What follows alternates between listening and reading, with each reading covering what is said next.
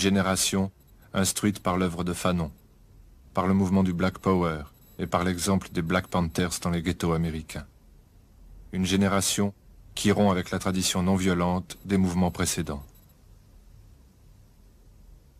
Now the line that BBC adopts is to explore as much as possible non-violent means within the country, and that is why we exist. But there are people, and there are many people, who have despaired of the efficacy of non-violence as a method. They are of the view that the present nationalist government can only be unseated by people operating a military wing. Any changes which are to come can only come as a result of a program worked out by black people.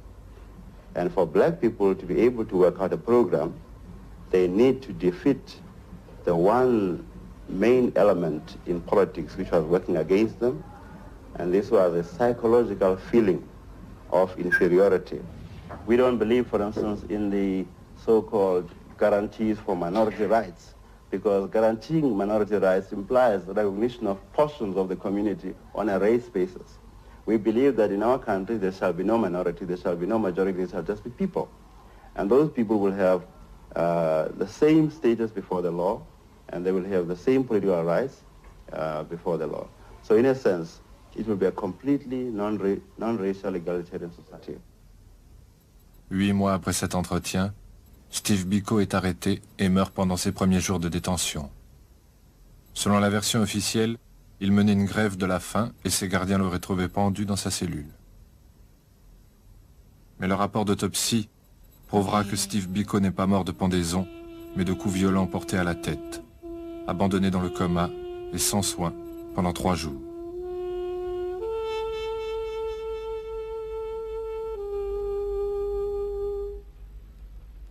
«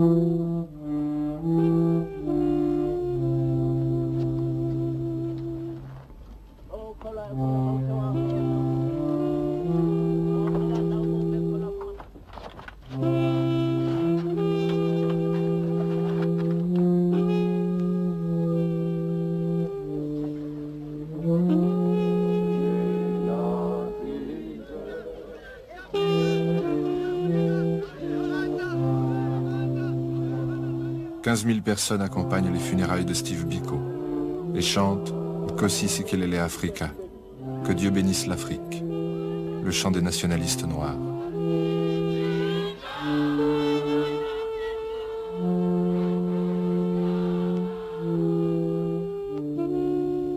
Somebody says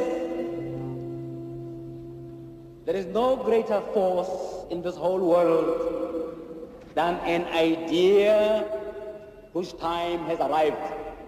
An idea whose time has arrived. And that idea, ladies and gentlemen, is black consciousness, which is going to free the black man from the shackles of white imperialism, white slavery, white oppression. Power!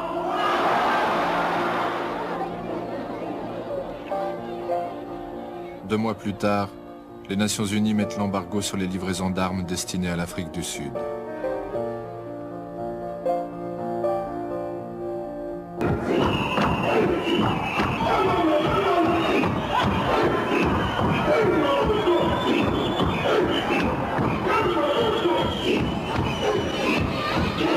Toi Toi, la danse de la guérilla. Toi Toi pour les funérailles des camarades victimes de la répression.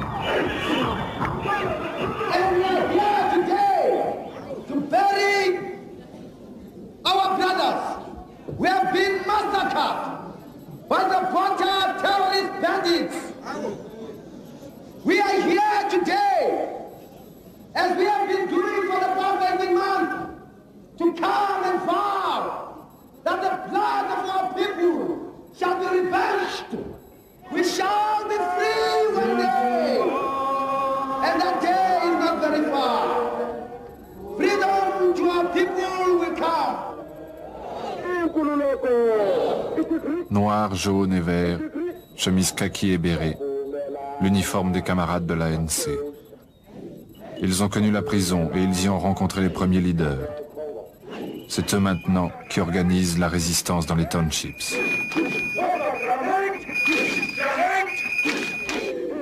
Les funérailles sont transformées en meeting.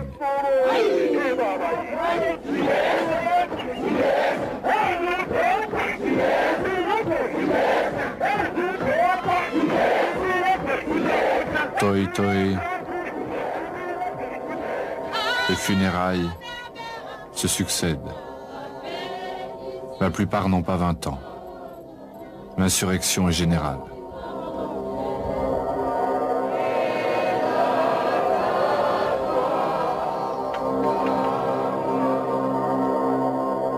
Pendant le seul mois de mai, 220 morts dans la province du Cap, 194 à Soweto, 117 au Kwandebele, 100 à Crossroads.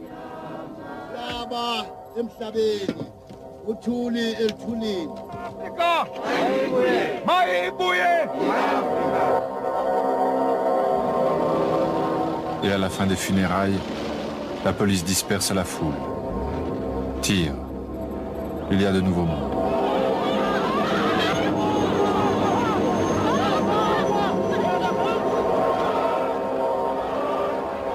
Et on recommence. Un cycle infernal et sans fin. En tout, 3000 morts dans l'année. Finalement, les funérailles sont même interdites aux religieux, accusés de prêcher la révolte. Les efforts d'un jeune avocat, Cyril Ramaphosa, ont abouti à la création du syndicat des mineurs, pourtant les plus difficiles à convaincre et à réunir. Au milieu de l'année 87, il déclenche la grève pour une plus grande sécurité des conditions de travail.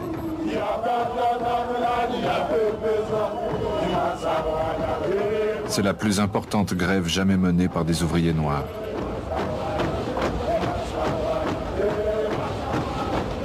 « 40 mines sont arrêtées pendant plusieurs mois.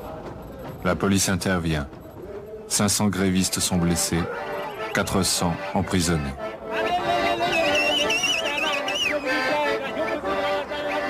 40 000 grévistes sont licenciés et renvoyés dans leurs réserves. » Des balles en caoutchouc pour faire fuir les squatteurs. Des face-à-face tendus comme celui-ci, l'Afrique du Sud en a connu beaucoup ces dernières années. Policiers d'un côté, manifestants noirs de l'autre, ils réclament que soient délogés de leurs terres les fermiers blancs, eux qui possèdent plus de 70% de la surface agricole du pays. Sous pression à 1 an des législatives, le parti du président Cyril Ramaphosa a voté en faveur d'une expropriation des terres sans compensation, de quoi accélérer leur redistribution à la population noire. Cet amendement a plusieurs objectifs. Il doit permettre de redresser et développer notre économie, augmenter la production agricole et assurer la sécurité alimentaire. Il doit également rééquilibrer les réalités injustes qui existent dans les zones urbaines. Pour beaucoup dans la communauté noire, une telle loi aurait dû être votée il y a bien longtemps déjà. Je pense que l'expropriation des terres sans compensation est une bonne chose. C'est ce que le pays cherchait. Alors pourquoi ne pas donner aux gens ce qu'ils demandent? On attendait ça depuis bien longtemps, nous, les plus pauvres de ce pays. L'amendement constitutionnel doit désormais être ratifié par le Parlement, 24 ans après la fin de l'apartheid en Afrique du Sud. Well, we don't want to participate in the Commonwealth. Commonwealth is presided over by the colonizer. And to allow the colonizer to preside over the former colonies is actually to allow the perpetuation of colonialism, which comes in a different, sophisticated manner. So we're not going to allow that. We want ourselves, as former colonies, colonized nations, to be organized through our own determination, not through what Britain thinks should be the form of organization when it comes to their former colonies. So we reject that. We're no longer a colony of Britain.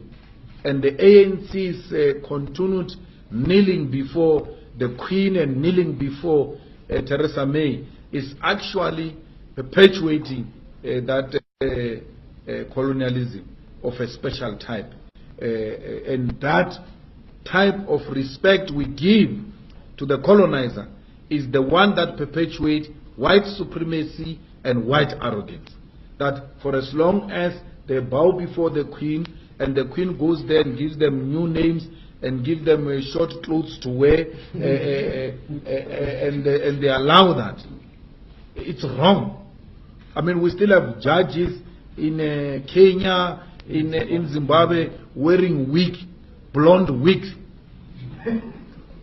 What is that? What is that? And including some scholars who are lawyers, they are wearing those things. They still wear those things and come and lecture us about decolonization wearing a wig. Decolonizing Africa starts with simple things. Starts with doing away with apartheid, colonial symbols, and colonial way of doing things. It must, we must, and even if it's not our generation, generations to come, we must have a language that unites Africans, like Swahili. If Swahili can be developed and it become a continental language, and then we do away with speaking to each other in English, because that's what colonizers did, divided us, made sure that we don't have a common language to communicate amongst ourselves, and then we use their language to communicate so that they can hear everything we say. So we need to do away with that if we want Africa, which will be an equal competitor with the West and America. So it is through small things that we'll realize a total freedom of Africa, not only South Africa. We need to start doing away with those things. And pulling out of Commonwealth is one of the things we need to do to realize a complete sovereignty for South Africa. We must not be scared to say that. We must be hated. It might not happen now, but that is what we're envisaging for the future of South Africa. It might not be realized in our lifetime, but those who are coming after us should know what we stood for. We were anti-colonial, anti-imperialist, and therefore anything that represented imperialism and colonialism we reject.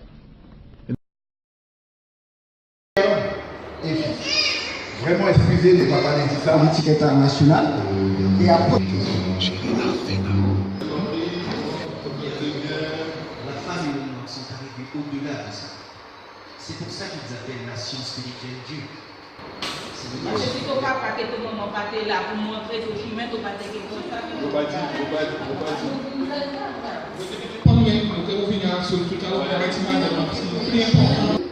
Qui arrive et qui représente notre avenir à la Guyane à la terre.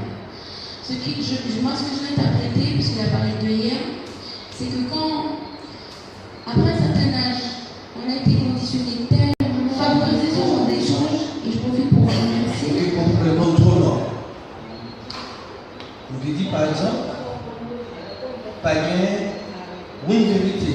Nous tous qui là, nous gagnons une vérité, puisque ça nous découvrir, ça nous comprendre, ça nous savoir. Donc à nous pas vérité. Et au nom de seulement ce mélanine, l'écoderme, mélanoderme, il est important justement, parce qu'il a dit là tout bagage à venir, d'accord? Il est important de savoir qu'il y a dans la société, pour que nous l'avons. Et donc, montrer qu'un sentiment utile, divers ateliers dans des quartiers pour nous, petits monde, pour apprendre l'histoire de l'Afrique, etc., l'histoire américaine, etc. Donc, forcément, il y a des mécanismes à travers les grands mondes qui, en c'est là, qui inspiré tout le monde et tout avec des moments, mais t'as qu'à faire, parce qu'il y a une éducation vraiment importante. Je me présente, moi c'est Max. En gros, je suis un agriculteur, je travaille par passion, par amour. Voilà. mais j'étais en écho, ma question quoi. Mais en gros, j'avais une question sur vous avez donné la plus belle leçon pour apprendre les choses. Non, quand il t'a dit, c'est bien mon plus proche de la réincarnation, de tout ça, que bon, un petit monde, puis moi, non. Après ça, monde qui a mouru à des âges différents. Une question pour nous poser.